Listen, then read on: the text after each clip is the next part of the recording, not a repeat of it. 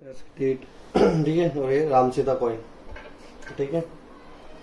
ये लगा है इसको मैग्नेट, देख सकते हैं कुछ भी नहीं हो रहा है, ठीक है। 1 रुपये का सिक्का ये भी लगा के देख रहे हैं, कुछ भी नहीं हो रहा है भैया जी। ये रख दिया यहाँ पे कॉइन, लगाएंगे इसको नीडल, ये देखो 90 डिग्री, देखो 90 डिग्री भी आता है, 360 डिग्री भी आता है, ठीक है। पूरा काम करता है और वो पावरफुल कॉइन है ये। वो 1 साल की इसकी वारंटी आती है। इनो हल्दी पेट्रोल से आप इसको धो सकते हो, ठीक है। ये हो गई। अभी दूसरी साइड से करेंगे अपन।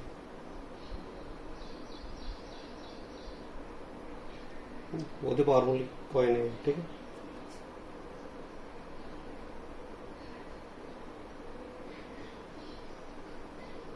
ओके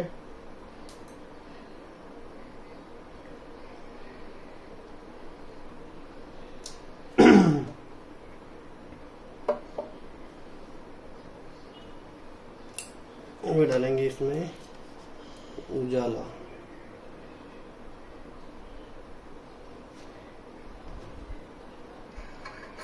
ठीक है। और ये डाल दिए इसमें कॉइन,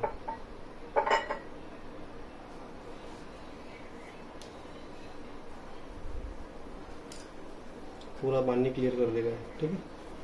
कॉइन पूरा